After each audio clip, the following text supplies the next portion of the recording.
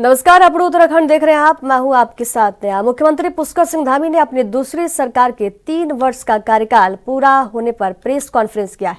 मुख्यमंत्री धामी ने press conference के जरिए बताया कि सरकार के पहले काल में कोरोना महामारी की चुनौती हमारे सामने रही। चुनाव में दोबारा सरकार नहीं आने की मिथक को देवभूमि की जनता ने तोड़ने का काम किया। रेडी आपदा, सिलकियारा, हरिद्वार में जलभराव, केदारनाथ की आपदा, माड़ा गांव का लैंडस्लाइड जैसी चुनौती रही। सरकार ने सभी चुनौतियों पर काम किया है। मुझे 4 जुलाई 2021 को भारतीय जनता पार्टी के हाईकमान ने, आदरणीय प्रधानमंत्री जी ने, मेरी पार्टी ने और देवभूमि उत्तराखंड की जनता की आशीर्वाद से काम करने का अवसर मिला। और दूसरा कार्यकाल 23 मार्च 2022 से प्रारंभ हुआ और एक सरकार यहाँ पर गठित हुई, क्योंकि पहला कार्यकाल ऐसे समय में था जब कोरोना महामारी थी और उस महामारी से हम सभी जूझ रहे थे, पूरा देश, पूरा विश्व जूझ रहा था। उसके बाद हम चुनाव में गए और चुनाव में आदरणीय प्रधानमंत्री मोदी जी के नेतृत्व में 2022 में भारतीय जनता पार्टी की सरकार बनी। लेकिन उससे पहले राज्य के अंदर राज्य स्थापना के बाद जितने भी चुनाव हुए, हर चुनाव में एक मिथक रहता था, एक परिपाटी थी कि हर चुनाव के बाद सरकार बदल जाती है। इस बार भी हमारे जो राजनीतिक विशेषज्ञ कहूँ, विश्लेषक कहूँ या विद्वान कहूँ, उन सभी के विश्लेषण और उन सबके इस प्रकार का वातावरण था कि इस बार भी भाजपा की सरकार नहीं बनेगी, बल्कि सरकार बदल जाएगी, सरकार बदल जाएगी। लेकिन देवभूमि उत्तराखंड की जनता ने ये मिथक तोड़ा, एक परिपाटी बदली और हमारे प्रधानमंत्री जी के नेतृत्व में देवभूमि उत्तराखंड के अंदर एक इतिहास बना दिया। भारतीय जनता पार्टी को फिर से सरकार में आने का मौका दिया और हम जनता की आकांक्षाओं को, उनकी आशाओं को, विश्वास को आगे बढ़ाते हुए अनेक सारे निर्णय लेकर लगातार आगे बढ़ते रहे। कई आपदाओं की चुनौतियां हमारे सामने आई, कभी रैनी की आपदा, कभी सिलकियारा टनल की आपदा, कभी जल भराव की आपदा, उधम सिंह नगर हरिद्वार में भीषण अत्यधिक वर्षा के कारण अनेक बार हमको पूरे, चाहे चमोली जनपद से लेकर और पिछले वर्ष केदार घाटी की आपदा। उत्तराखंड में धामी सरकार के 23 मार्च को 3 साल पूरे हो रहे हैं। इस अवसर पर प्रदेश भर में जिला मुख्यालय पर कार्यक्रम आयोजित किए जाएंगे, जिसमें सरकार की 3 साल की उपलब्धियों को बताया जाएगा। वहीं मुख्यमंत्री पुष्कर सिंह धामी ने उत्तराखंड की देवतुल्य जनता को नमन करते हुए कहा कि पीएम नरेंद्र मोदी के नेतृत्व और मार्गदर्शन में 2022 के आम चुनाव में प्रदेश की जनता ने मिथक तोड़कर एक बार फिर भारतीय जनता पार्टी की सरकार बनाकर सेवा करने का मौका दिया है। सीएम ने कहा कि देश की आजादी के बाद उत्तराखंड को ये सौभाग्य मिला है कि इस वर्ष समान नागरिक संहिता का कानून लागू करने का काम किया है। उत्तराखंड की देवतुल्य जनता को नमन करता हूं, जिन्होंने 2022 में आम चुनाव में हमारे प्रधानमंत्री आदरणीय नरेंद्र मोदी जी के नेतृत्व और उनके मार्गदर्शन में उत्तराखंड में एक मिथक तोड़कर, एक परिपाटी बदलकर, एक इतिहास बनाकर उत्तराखंड स्थापना के बाद लगातार भारतीय जनता पार्टी को फिर से सेवा का मौका दिया, हमको सरकार में आने का मौका दिया और हमने लगातार आदरणीय प्रधानमंत्री जी का मार्गदर्शन लेकर अनेक उत्तराखंड की जनआकांक्षाओं के अनुरूप यहाँ की माताओं बहनों के उत्थान के लिए, नौजवानों को रोजगार से जोड़ने के लिए यहाँ के मूल अस्तित्व को बचाने के लिए अनेक निर्णय, ऐतिहासिक निर्णय हमने लिए। चाहे वो उत्तराखंड के अंदर देश की आजादी के बाद उत्तराखंड को पहला गौरव प्राप्त हुआ कि हमने समान नागरिक संहिता उत्तराखंड के अंदर इस वर्ष से लागू कर दी। उत्तराखंड के अंदर लंबे समय से मांग थी कि यहाँ के मूल अस्तित्व से कोई समझौता न हो, यहाँ की जमीनें खुर्द-बुर्द न हो, यहाँ की हमारी विरासत खराब न हो। हमने भू कानून, सशक्त भू कानून, भू सुधार के रूप में हम उसको लेकर आए हैं। चाहे धर्मांतरण रोकने का कानून हो, दंगा रोकने का कानून हो, ऐसे अनेक कानून बनाकर हमने देवभूमि उत्तराखंड की जो जन आकांक्षाएं थी उन आकांक्षाओं के अनुरूप काम किया है। आज विकास के मामले में भी उत्तराखंड पूरे देश में नए मानक स्थापित कर रहा है। चाहे आज वो सतत विकास के लक्ष्यों को प्राप्त करना हो, उसमें भी देवभूमि उत्तराखंड पूरे देश में पहले पायदान पर है। बेरोजगारी दर 4.4% की कमी उसमें आई है। रोजगार देने में भी हम आगे बढ़े हैं, निवेश में भी हम आगे बढ़े हैं। उसका धरातल पर जो है ठीक प्रकार से व्यवहारिक रूप से उसको उतारा जा रहा है। इसी वर्ष राष्ट्रीय खेलों का आयोजन हुआ और शानदार आयोजन, पूरे देश के खिलाड़ी एक अच्छा अनुभव लेकर उत्तराखंड के ब्रांड एम्बेसडर बनकर पूरे देश के अंदर गए हैं। और आदरणीय प्रधानमंत्री जी के मार्गदर्शन में हमने इस वर्ष शीतकालीन यात्रा प्रारंभ की है, जो आने वाले समय में देवभूमि उत्तराखंड की समृद्धि में बहुत बड़ा कारण बनने। मुख्यमंत्री पुष्कर सिंह धामी ने रेंजर्स ग्राउंड देहरादून में कंचनपुर उद्योग वाणिज्य संघ द्वारा आयोजित इंडो नेपाल अंतर्राष्ट्रीय व्यापार मेला तथा पर्यटन महोत्सव में प्रतिभाग किया। इस अवसर पर मुख्यमंत्री ने भारत और नेपाल के स्थानीय उत्पादों पर आधारित स्टॉलों का भी अवलोकन किया। मुख्यमंत्री पुष्कर सिंह धामी ने कहा कि ये महोत्सव भारत और नेपाल के बीच सांस्कृतिक और भावनात्मक संबंधों को बढ़ाएगा। इससे हमारी समृद्ध परंपराओं को संजोए रखने और आने वाली पीढ़ियों तक पहुंचाने में भी योगदान मिलेगा। उन्होंने भारत और नेपाल के बीच सदियों से धार्मिक, सांस्कृतिक, व्यापारिक और रोटी बेटी का संबंध रहा।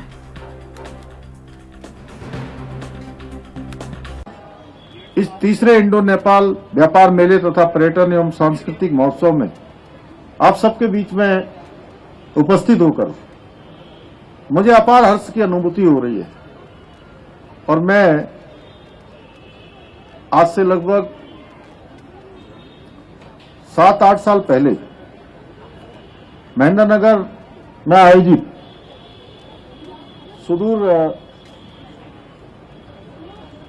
सुदूर पश्चिम व्यापार मेले में एक बार आप सबके बीच में आया था। भारत नेपाल मैत्री संघ को बढ़ाने के लिए, मैत्री को बढ़ाने के लिए इस प्रकार के मेलों का बहुत महत्व है। आज यहाँ तपाई सबलाई देखे अत्यंत खुशी लागेको छ। तपाईहरुको उपस्थित यहाँ हामी सबै लागेको सम्मान का विषय हो। हाम्रो और नेपाल को बीच में संबंध सँगै मित्रवत सुदृढ़ रहोस् भन्ने परमात्मा सँग प्रार्थना गर्दछु। भाइयों बहनों, ये आयोजन भारत और नेपाल दोनों देशों के जो सांस्कृतिक और भावनात्मक संबंध हैं, उस संबंधों को और प्रगाढ़ता और मजबूती प्रदान करने में बहुत सहायक सिद्ध होगा। और निश्चित रूप से जैसे जैसे समय आगे बढ़ेगा, आज हम 23 मार्च को मुख्यमंत्री पुष्कर सिंह धामी की सरकार के 3 वर्ष का कार्यकाल पूरा हो जाएगा।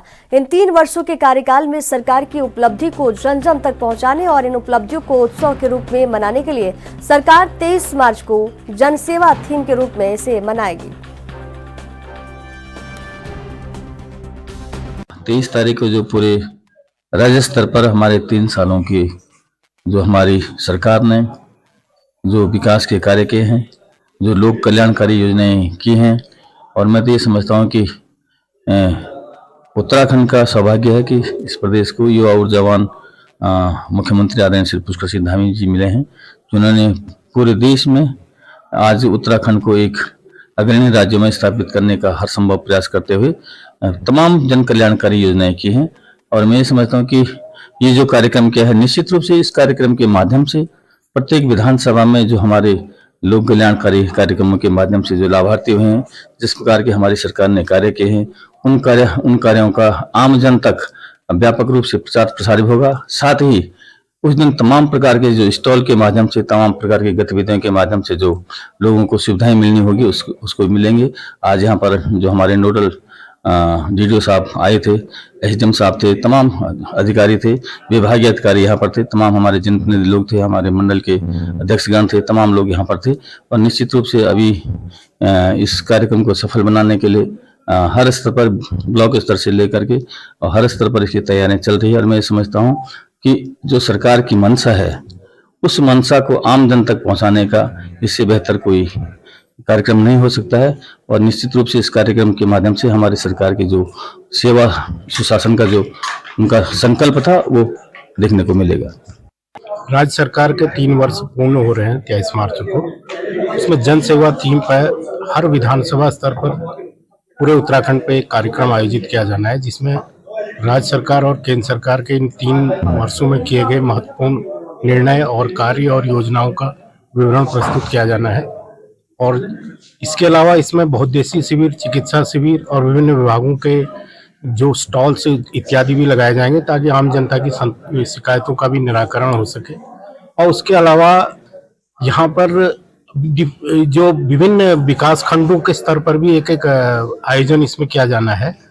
तो इसमें नारायणगढ़ और थराली का केंद्र बिंदु कुलसारी पर ये विधानसभा थराली के साथ होना है।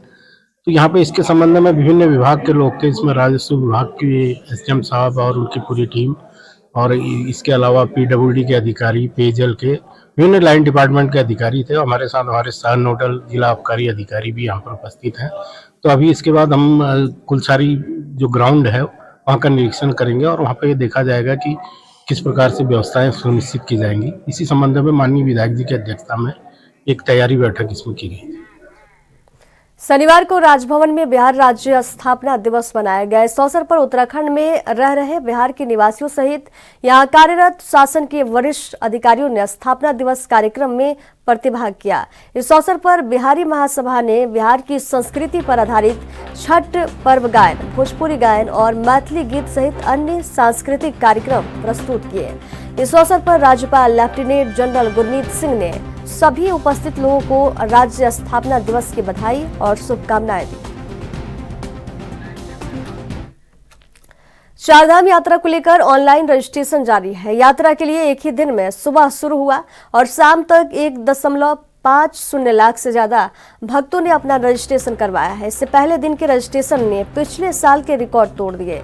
इस बार 30 अप्रैल को गंगोत्री और यमुनोत्री धाम के कपाट खोलने से चारधाम यात्रा शुरू हो जाएगी। वही बीजेपी विधायक खजान दास ने भी इस बार की चारधाम यात्रा में पिछले वर्ष के मुकाबले इस वर्ष रिकॉर्ड तोड़ श्रद्धालुओं की आने की उम्मीद जताई और उन्होंने कहा है कि पिछले वर्षों का रिकॉर्ड इस बार की चारधाम यात्रा में आने वाले श्रद्धालु तोड़ देंगे।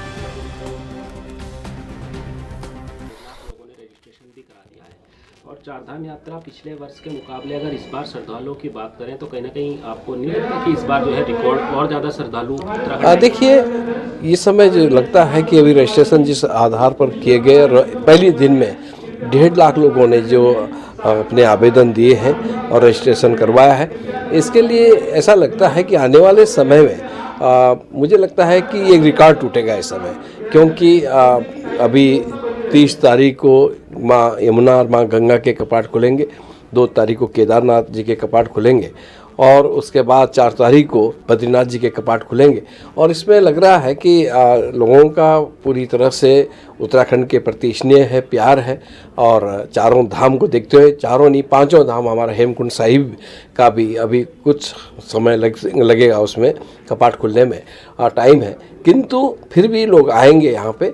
और इससे एक फ़ायदा पर्यटन को लेकर के, पर्यटक को लेकर के उत्तराखंड के जो हमारे व्यवसायी हैं, जो उन स्थानों पर रहते हैं और या उस लाइन पे रहते हैं उन लोगों को भी फायदा होगा।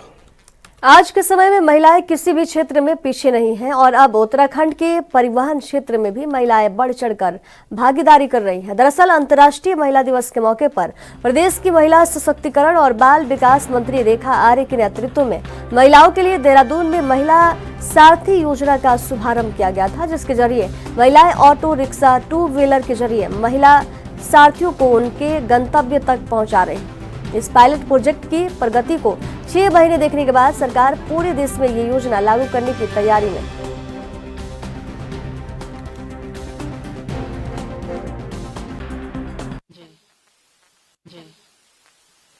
देखिए, जिस दिन 8 मार्च को अंतर्राष्ट्रीय महिला दिवस है, उसी दिन हम लोगों ने महिलाओं को एक योजना समर्पित करी, जिसकी एक पायलट प्रोजेक्ट के रूप में अपने देहरादून नगर निगम क्षेत्र की परिधि में ही इस योजना का अभी शुभारंभ किया गया है, जिसका नाम महिला सारथी योजना है। और महिला सारथी योजना में हमारी महिलाएं चाहे वो स्कूटी के माध्यम से हो, चाहे ऑटो के माध्यम से हो, चाहे वो 4 पहिए कार के माध्यम से हो, वो लगातार हमारी जो बालिकाएं होंगी, हमारी कॉलेज की लड़कियां होंगी अथवा हमारी महिलाएं होंगी, उनके निश्चित गंतव्य पर वो पहुंचाने का काम कर रही हैं। इससे एक सुरक्षा का वातावरण भी मजबूत होगा, इससे महिलाएं भी रोजगार प्राप्त करेंगी और इसमें जो पुरुषों का वर्चस्व परिवहन सेक्टर में है, वो वर्चस्व में भी महिलाएं अपनी भागीदारी निभा पा रही हैं। तो निश्चित रूप से अभी थोड़ी सी शुरुआत हुई है, ये शुरुआत का जो अच्छा फीडबैक आएगा, हम लोग इसका विस्तार आने वाले समय में अन्य जनपदों में भी करेंगे, लेकिन ये शुरुआती फेज में लोगों का बड़ा अच्छा इसमें फीडबैक अभी प्राप्त हो रहा है। निश्चित रूप से ये योजना भी अपने आप में एक महिलाओं की सुरक्षा के दृष्टिकोण से भी बहुत, मुझे लगता है कि अच्छी पहल साबित। वक्त एक छोटे से ब्रेक का, जल्द हाजिर होंगे, देखते रहिए ANB न्यूज।